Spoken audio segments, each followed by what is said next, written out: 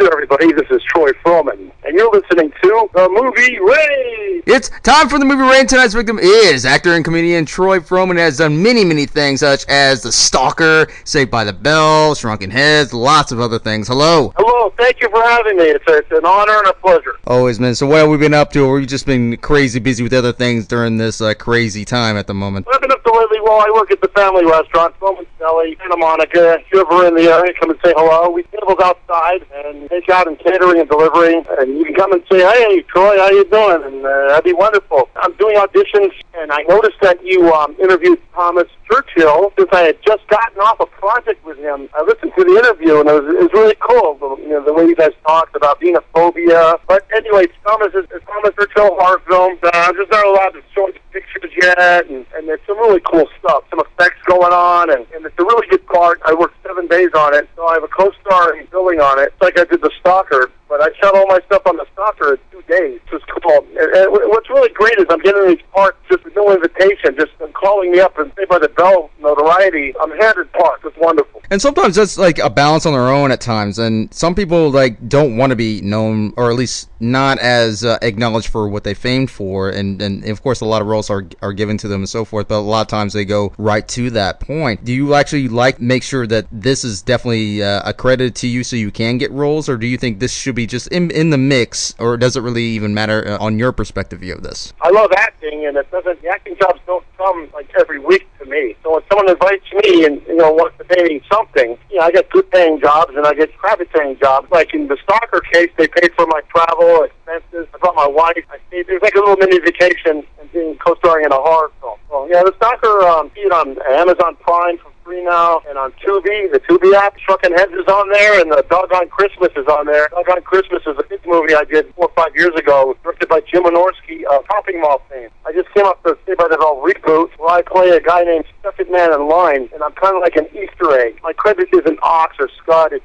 Second Man in Line, Easter egg, and the fans will notice that, and I got a few lines, and that's pretty cool. Even though being part of this show, was this really what made you realize, like in terms of characterization, having bounced from different characters, was this where your pinpoint was, how you wanted to perceive, so exploring different roles as well, based off of this show itself? Oh, I have been doing that. I was an Ox on the Stalker. I was a creepy fellow in the Stalker, and in this new movie that I can't tell you the name of, I play very likable, like Mayberry type of character. Everything's going fine, and then things turn really bad. Well, having to work with like different areas in the film industry, like bouncing from all over the place, how do you actually maintain and actually rebuild that character after you have been performing between the shows and let's say in and out of a character for X amount of time? How do you like continue to build character again? When you've done 9 episodes, well, 8 episodes is Ox. It's me. If someone wants me to do Ox, I can do it. It's not a big deal. I've got like almost 60 film credits. Each one is slightly different in character. But an actor does. He's a chameleon. And oftentimes you have to recharge in a way, like especially if you've been out of work for a while, but having to go back into something that you haven't performed in a long time, even though you have performed it before, does that stay in your memory too, or do you feel like you have to almost rebuild to something else that might be not the same as you used to be? No.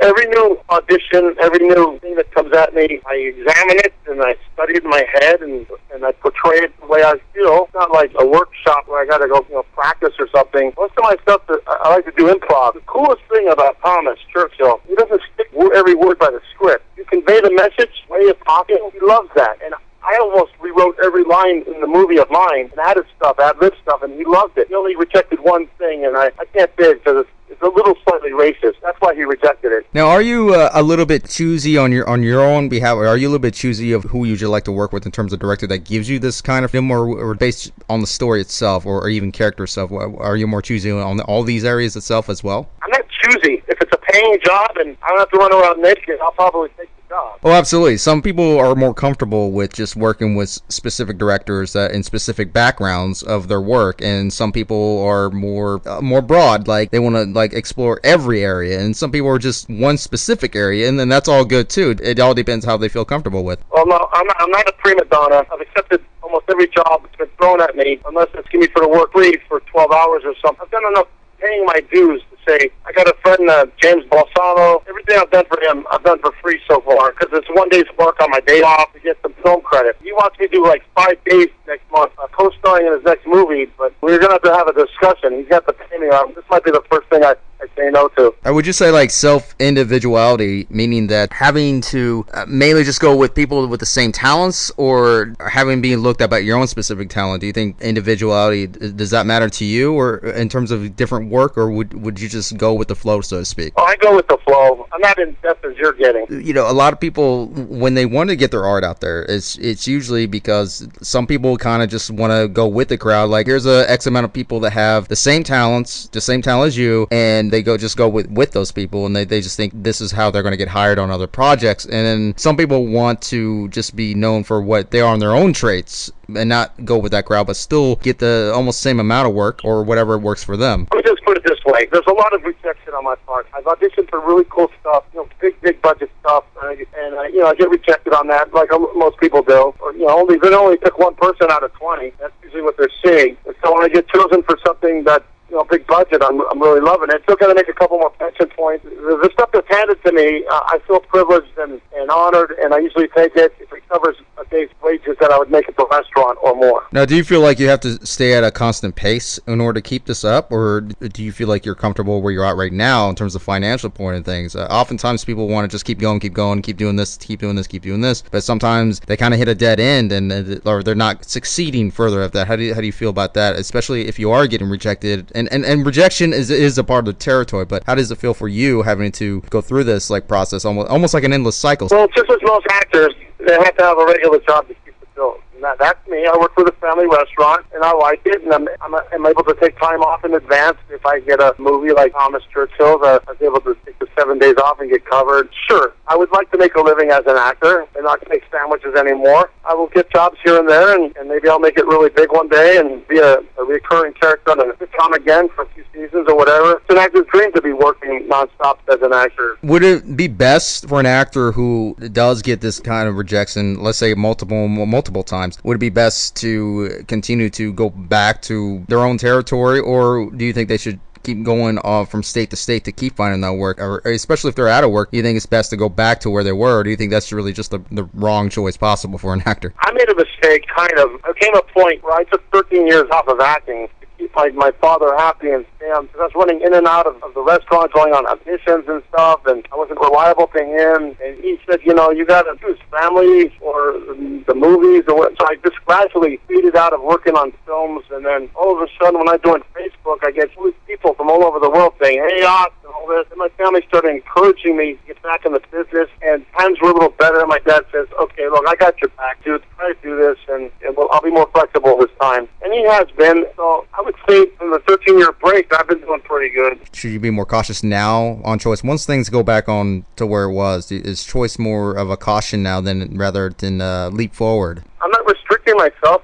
Every day is an opportunity. I mean, I just sent an email about doing a self-taping audition for an Amazon short or something that I'm going to do tonight. And then any audition comes towards me that's not offering me $25 a day, something decent to cover what I'm making at the restaurant, I'll audition for. Considering I got to pay my manager, my agent, and taxes, stuff that they send me, I got to make sure I clear enough money so it's worth my time. Which area is your main goal at this point? Do you want to do the television back again? If you had that opportunity, regardless of how big or even small it is, would you go for that, even if it's an independent circuit? I would love to have a recurring part in a sitcom. I love doing that. And I love playing comedy. I've played everything, serious comedy. So the sitcom thing is my dream, is to show up every day and I'll have a steady sitcom job, drama, whatever. But I'll take anything that comes my way. I'm no prima donna, and I'm not going to reject anything unless I study it and then I make a decision. No, what's not worth my time. These one people need to audition for something that takes in Vegas, and they're paying $150, and I have to get myself there, get my own room, and I said to my agent, this is a raw deal. By the time I get there, I make $0. What kind of crap is that? It costs more money half the time to get to the audition, just an audition for the role. Now, this is no guarantee at all. It costs them more money to get to this audition than to actually get paid for it, because all that money, like you mentioned, getting paid $150, $200, whatever, $300. Guess what? That's money going back home. That's not money for something to regenerate to invest again for another role. It's already gone before before you can leave the state. Unfortunately now, I don't have to print out headshots. Everything's digital. Most things are self-paced home auditions, so it just makes it the more easier. I'm grateful for that. My wife helps me with my speaking part. She'll speak the other part. I invested in a little bit of tripod. You know, I got the self-tape audition thing pretty much set. I even had to do a self-tape audition for the Saved by the Bell role. Prove to them I could still act. But I got that right away. I've had a fan tell me, and I don't know if it's true, but it sounds like it's true, that I'm the only person in Saved by the Bell history to play 3 different characters now. Would you want to actually extend the character of Ox, or would you actually still include Ox and all the other characters further if they were to bring back this show or even past the College Days edition? They only wanted Scud once. They changed me to Ox because they didn't want the bad kid in every episode. It was just a one-time deal. So I had to go re-audition for Ox. Just said a couple lines, and the producer and the casting go, okay, yeah, you're Ox, you know, after hearing me just do a couple lines. And how did that really make you feel at that moment? Like, even though you played this, and some people would get offended, but it's like, I've already been this. I mean, what do I need to audition for? Was that the moment where you felt like that you had almost security on the show, and as far as this role goes and potential other roles in the show, do you think this will get you further later in the future if they bring back more, like, spin-offs, Saved by the Bell too? NBC's a big company, spending tons of money. They can't just go on a whim. Well, he was great as Scud, but can he play Ox? Bring him in, have him run a couple lines, and make sure he's good. So I'm not offended at all, especially, you know, I got to, prove myself to them and showing them for 1 second I can do Ox, and they're saying, that's it, you're good. That's good enough for me. I don't get offended. The only time I get really pissed off, like Married with Children, when they cut my part out and I told 1,000 people. That's the only time I get really pissed in the industry. Go ahead and plug in any websites or anything that we can check out right now, or anything that you want to add to that. Please join me on Facebook. Follow me. I'm up to my limit in friends right now. Instagram, please join me. And YouTube, please subscribe to my channel. I make my own funny videos once in a while, and I could use a lot more subscribers.